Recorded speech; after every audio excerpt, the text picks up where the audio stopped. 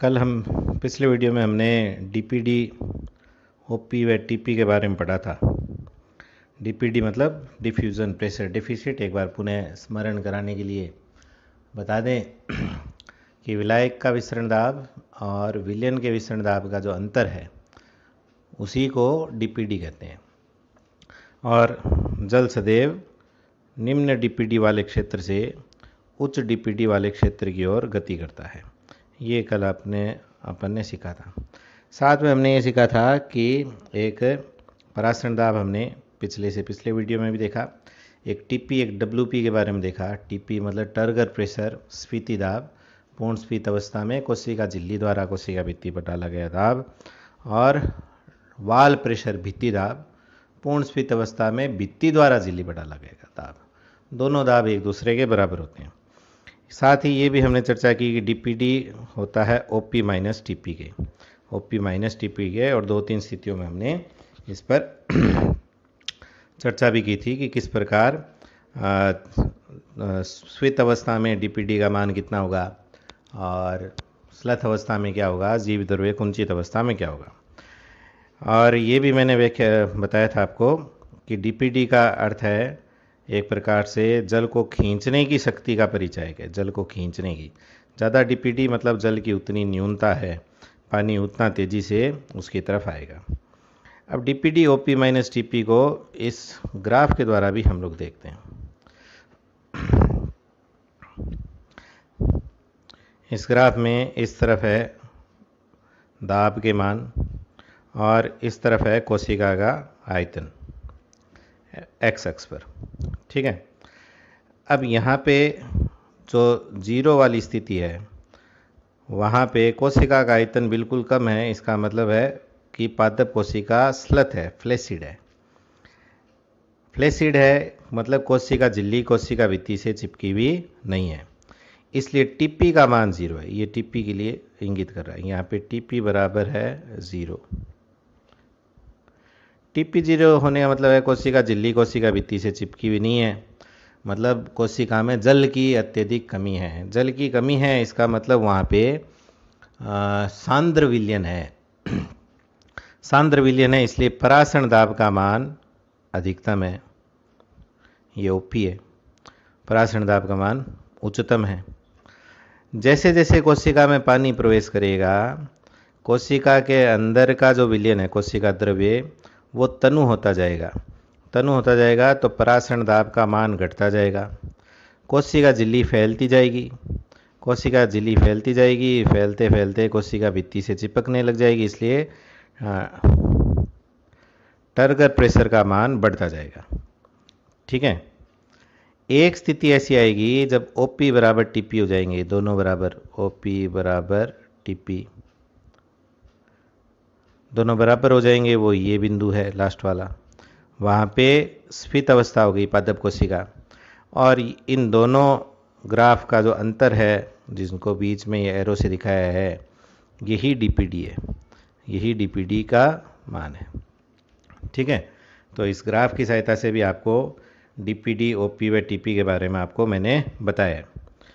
अब डीपीडी के द्वारा जल की गति का निर्धारण बिल्कुल सही प्रकार से नहीं किया जा सकता है, ऐसा वैज्ञानिकों का मानना है।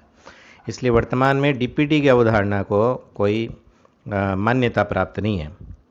वर्तमान में जो अवधारणा चलती है जल की गति को बताने के लिए, उसको कहते हैं जल विभव की अवधारणा।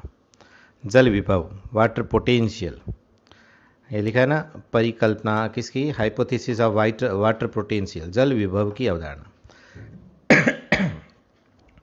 जल विभव की अवधारणा को स्लेटर व टेलर ने, हिंदी किताबों में स्लेटियर और टाइलर लिखा हुआ रहता है नोट्स में, इसलिए स्लेटियर और टाइलर लिखवाया मैंने, ने दी, जल विभव की अवधारणा दी। और ये जो जल विभव की अवधारणा है ये जल के अणुओं की मुक्त ऊर्जा पर आधारित है, जल के अणुओं की मुक्त ऊर्जा पर आधारित है। अब शुद्ध जल जो हो उसमें जल विभव को हम लोग, ये एक चिन्ह साई डब्ल्यू से जल विभव को लिखते हैं। शुद्ध जल के जल विभव को शून्य मान लिया गया है जो कि उच्चतम है। कारण कि शुद्ध जल जो है या शुद्ध विलायक के रूप में जो जल है उसमें किसी भी प्रकार का विलय नहीं है, केवल जल के अणु हैं, जल के सभी अणु मुक्त हैं और इसलिए उनकी मुक्त ऊर्जा की वैल्यू अधिकतम है और उसको मान लिया गया है 0। ठीक है, 0 जो कि उच्चतम है। जब इसमें विलयन मिलाया जाता है विलय मिलाया जाता है शुद्ध जल में, तो जल के अणुओं की मुक्त ऊर्जा कम हो जाती है, जल के अणुओं की मुक्त ऊर्जा कम हो जाती है। इसका मतलब विलयन का जल विभव सदैव ऋणात्मक होगा, विलयन की जल का जल विभव सदैव ऋणात्मक, शुद्ध जल का जल विभव 0, विलयन का जल विभव ऋणात्मक। ठीक है, और जल सदैव उच्च जल विभव वाले क्षेत्र से, जल विभव उच्च होने का मतलब है उसमें पानी ज़्यादा है, विलय कम है। अभी जैसे मैंने बताया कि सबसे ज़्यादा से ज़्यादा मान इसका हो सकता है 0, और वो किसका होता है? शुद्ध जल का। तो शुद्ध जल का जल विभव 0 है ना, विलयन का जल विभव माइनस में। तो जल हमेशा कहाँ से कहाँ जाएगा? जहाँ ज़्यादा होता है वहाँ से कम की तरफ। तो जल की गति सदैव उच्च जल विभव से निम्न जल विभव की तरफ होती है, उच्च जल विभव से निम्न जल विभव की तरफ होती है। परासरण दाब में मैंने कहा था कि निम्न परासरण दाब से उच्च परासरण दाब, डीपीडी भी निम्न डीपीडी से उच्च डीपीडी। ठीक है, लेकिन यहाँ पे इसको कहेंगे उच्च जल विभव से निम्न जल विभव की तरफ। कारण स्पष्ट है, उच्च जल विभव मतलब जल ज़्यादा है, जल के अणु ज़्यादा है, जल के अणु ज़्यादा है, जल के अणुओं की मुक्त ऊर्जा ज़्यादा है, इसलिए जल विभव अधिक है। और निम्न जल विभव मतलब जल के अणु कम है, इसलिए जल के अणुओं की मुक्त ऊर्जा कम है, यानी उसमें विलय मिला हुआ है। तो अपने को पता है परासरण का भी नियम ये है कि जल जहाँ ज़्यादा है वहाँ से कहाँ जाता है? कम की तरफ, इसलिए। फिर जिस प्रकार डीपीडी वाली अवधारणा में परासरण दाब और टीपी को और हम लोग यूज़ करते थे, वैसे ही यहाँ पे 2 और आएंगे। एक आएगा साई एस, जिसको कहेंगे विलय विभव, साई एस जिसको कहेंगे विलय विभव। विलय विभव आधुनिक अवधारणा में जो परासरण दाब है उसी को विलय विभव कह देते हैं। परिभाषा ऐसे कह देते हैं कि शुद्ध जल में विलय की मात्रा, विलय मिलाने पर उसके जल विभव में जो कमी आती है उसको विलय विभव कहते हैं। ठीक है, शुद्ध जल में विलय मिलाने पर उसके जल विभव के मान में आई कमी को विलय विभव कहते हैं। विलय विभव का मान परासरण दाब के बराबर होता है परंतु ऋणात्मक होता है। विलय विभव का मान परासरण दाब के बराबर परंतु ऋणात्मक होता है, ये ध्यान रखना है। अब तीसरी जो कि अपना टीपी था, आधुनिक अवधारणा में टीपी को साईपी कहते हैं, दाब विभव, प्रेशर पोटेंशियल। इसका मान टीपी के बराबर ही होता है, ऋणात्मक नहीं होता, यानी पॉजिटिव वैल्यू होगी। अब 3 चीज़ हो गई, Sai S, Sai W, Sai P. Sai W जो है डीपीडी के बराबर परंतु ऋणात्मक। ठीक है, जब तीनों को एक साथ में लिख देता हूँ मैं, चलो नोट्स में, चलो पहले यहीं लिखते हैं फिर नोट्स में दिखाते हैं आपको कि साई डब्ल्यू जल विभव, इसकी वैल्यू डीपीडी के बराबर होती है परंतु ऋणात्मक होती है।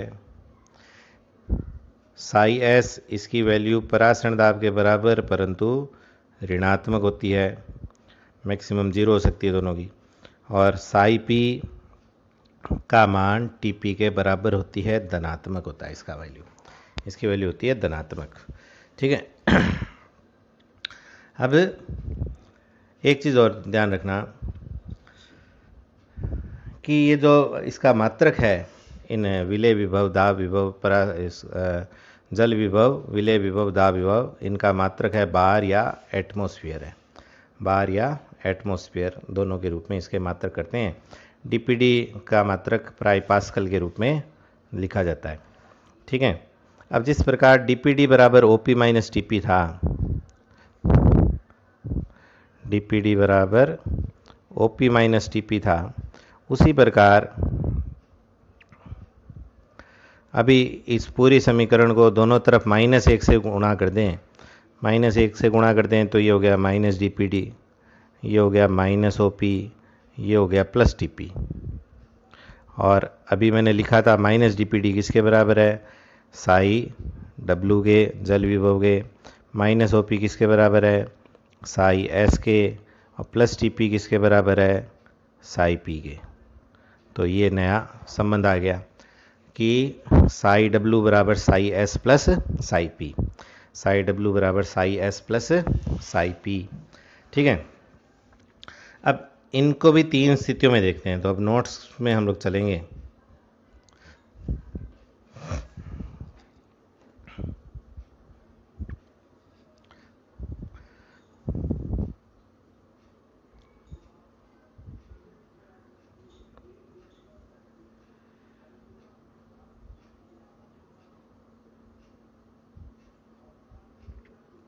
देखो,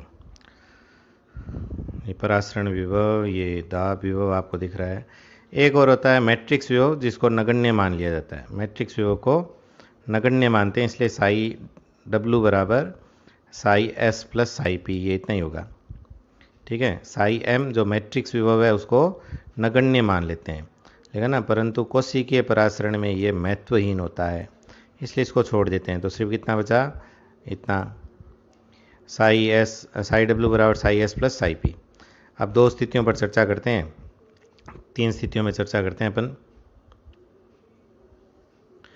पूर्ण स्फीत अवस्था में, पूर्ण स्फीत अवस्था में साई एस का मान साई पी के बराबर हो जाता है। साई एस का मान होता है माइनस में, साई पी का मान होता है प्लस में। तो माइनस का साई एस और प्लस का साई पी दोनों बराबर हैं और आपस में कट जाते हैं, इसलिए साइड डब्लू का मान हो गया 0। पूर्ण स्फीत अवस्था मतलब पानी से भरा हुआ है। ठीक है, इसलिए इसको जल की आवश्यकता नहीं है। पूर्ण स्लथ अवस्था में कोशिका झिल्ली कोशिका भित्ति से चिपकी हुई नहीं है, इसलिए साई पी का मान 0 हो गया, इसलिए साई डब्लू का मान साई एस के बराबर हो गया। जीव द्रव्य कुंचित अवस्था में कोशिका झिल्ली और अलग होगी, जो साई पी का मान हमेशा प्लस में होता है वो अब माइनस में हो गया। साई पी का मान माइनस में हो गया, तो ये सूत्र था अपना, ये वाला सूत्र है। तो इस सूत्र में ये पहले से माइनस है, इसका मान भी माइनस में हो गया, तो साई डब्लू का मान और ज़्यादा माइनस में हो गया।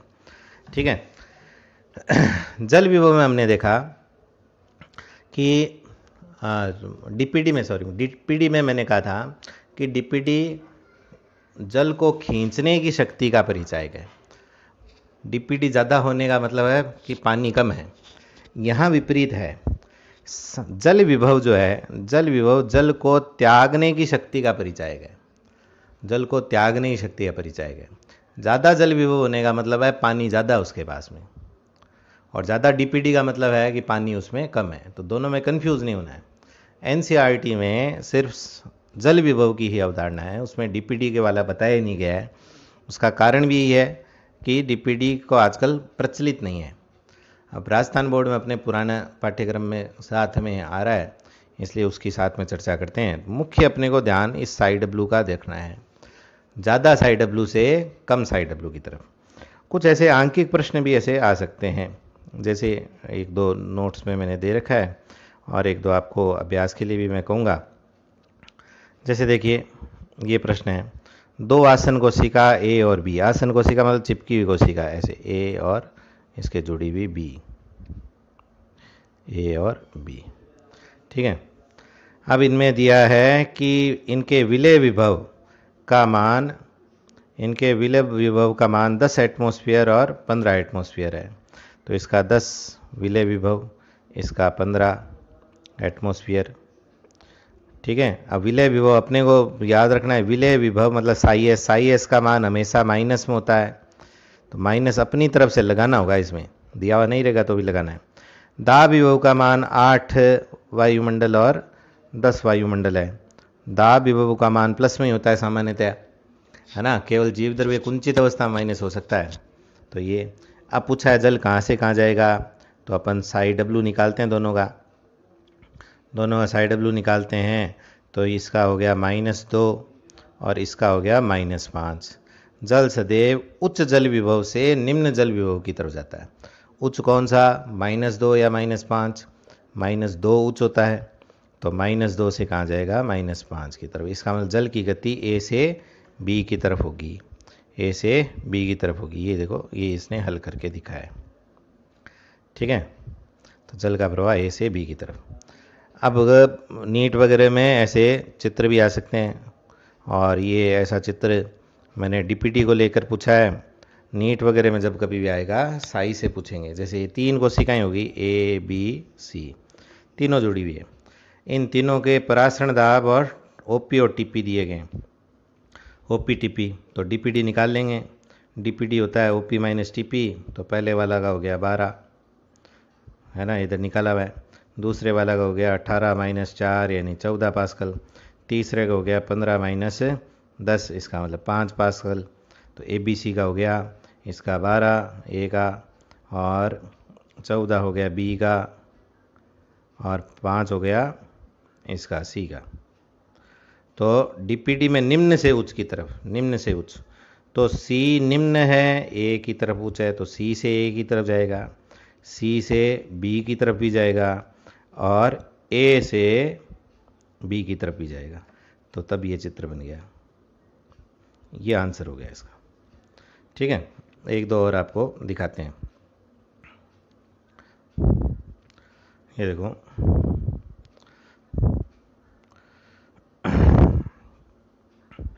दो सवाल इसमें, पहले ऊपर वाले पर देखते हैं। परासरण दाब ओपी 25 वायुमंडल, ये 30 वायुमंडल, इसका 15 टीपी, इसका 10 टीपी। ठीक है, तो एसपी मतलब डीपीडी होता है। डीपीडी ओपी माइनस टीपी, इनको घटाया, 25 में से 15 गए तो इधर आया 10, इधर 30 में से 10 गए, इधर आया 20। जल जाता है निम्न डीपीडी से उच्च डीपीडी की तरफ, तभी लिखा है ए से बी की तरफ। ऐसे ये नीचे वाला देख सकते हैं। ठीक है, डीपीडी और एसपी एक ही अर्थ है।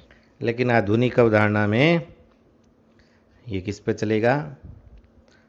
ये बात चलेगी अपनी जल विभव पर चलेगी। एक सवाल आपको मैं देता हूँ, फिर छोटा सा टॉपिक एनसीईआरटी पर चर्चा करेंगे। इस प्रश्न को हल करना, इसमें दोनों मिक्स आपको दिख रहे होंगे। आप कहोगे इसमें साई एस भी है और टीपी भी है, तो टीपी आपको बताया हुआ है टीपी साई पी के बराबर है और प्लस में होता है वैल्यू। तो आपको बताना है कि कौन सा उत्तर सही है इनमें से। तो अच्छी प्रकार देखकर इनका उत्तर ज्ञात कीजिएगा, और ग्रुप में या फिर इस वीडियो के नीचे आप इसका उत्तर आप पोस्ट कर सकते हैं कि ए बी 1 2 3 4 में से कौन सा आंसर सही है। ठीक है, अब लास्ट आज का थोड़ा सा हम लोग देखते हैं एनसीईआरटी में। एनसीईआरटी में जल विभव को समझाने के लिए एक चित्र और दिया गया है। 2 चैम्बर है, दोनों के बीच में अर्धपारगम्य झिल्ली है। ठीक है, इस चैम्बर में बाकी ब्लू पोर्शन जो है वो तो है पानी है, और ये विलेय देखो, विलेय इसमें 1 2 3 4 5 अणु विलेय के दिख रहे हैं, और इसमें काफ़ी सारा विलेय के अणु दिख रहे हैं। ठीक है, अब ये प्रश्न क्या पूछता है, उनके उत्तर बारी बारी से अपन करेंगे। पहला है solution of which chamber has a lower water potential. किस कक्ष, किस चैम्बर बी और ए में से किसका जल विभव कम है? किसका जल विभव कम है? जहाँ जल ज़्यादा उसका जल विभव ज़्यादा है ना। तो जल ज़्यादा इधर है, तो ए की तरफ जल ज़्यादा है, तो इसका जल विभव ज़्यादा है, और कम किसका हुआ? बी का। तो इसका आंसर हो गया B. Solution of which chamber has a lower solute potential. किसका विलेय विभव कम है? विलेय विभव कम है, तो विलेय विभव किस पर निर्भर करेगा? जहाँ विलेय की मात्रा ज़्यादा हो वहाँ पे विलेय विभव ज़्यादा। विलेय कम इधर दिख रहे हैं ए वाले में, तो ए का हो गया। इन विच डायरेक्शन विल ऑस्मोसिस अकर। जल उच्च जल विभव से निम्न जल विभव, उच्च जल विभव ए वाला बी की तरफ, तो ए से बी हो गया। फिर लिखा है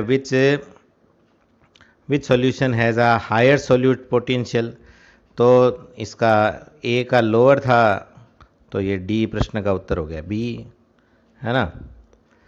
फिर ये एक और पूछ रहा है कि साम्य अवस्था की स्थिति में किस, ई वाला प्रश्न देख रहे हैं, साम्य अवस्था की स्थिति में किस कक्ष का लोअर वाटर पोटेंशियल होगा। साम्य अवस्था मतलब दोनों तरफ बराबर हो गए, बराबर हो गए तो दोनों तरफ ही एक समान मान होगा।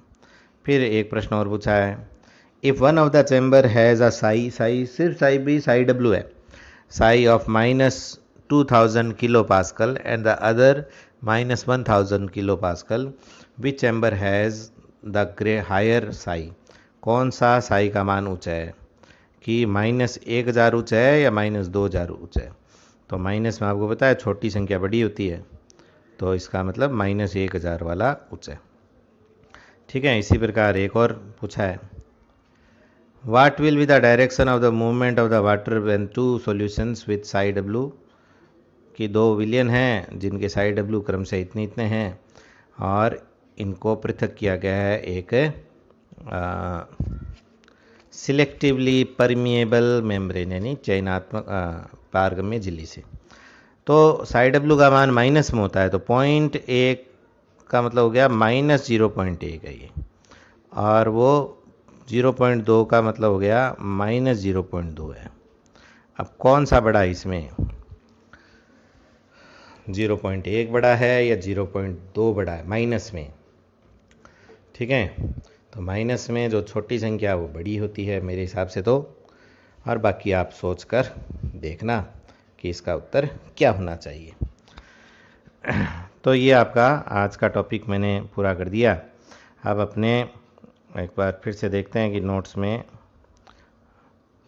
हम लोग आगे क्या पढ़ेंगे, या इस बुक से देखते हैं। हमने ये पढ़ लिया है।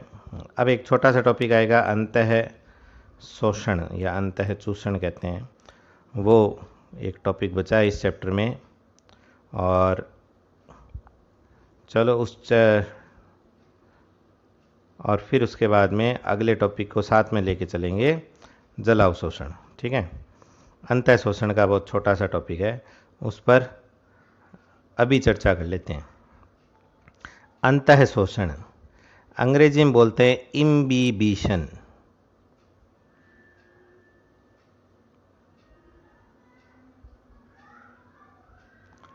इम्बिबिशन, इम्बिबिशन, बी एक बार और होगा,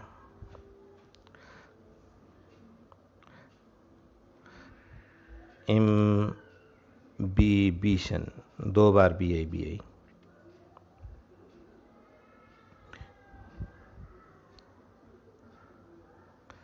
ठीक है, इम्बिबिशन। जल स्नेही कार्बनिक यौगिक होते हैं बहुत सारे, जो बिना विलयन बनाए जल का अवशोषण कर लेते हैं। तो जल स्नेही कार्बनिक यौगिकों द्वारा बिना विलयन बनाए जल का अवशोषण करना, अवशोषण करके वो फूल जाती हैं, उस क्रिया को अंतः शोषण कहते हैं, अंतः शोषण कहते हैं।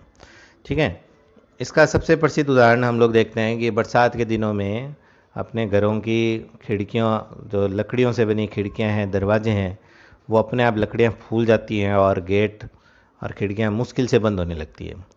ठीक है, वो पानी के डायरेक्ट संपर्क में नहीं आती, फिर भी तो बिना जल का विलयन बनाए वो उन्होंने क्या किया, वायुमंडल की नमी को अवशोषित करके वो फैल गए।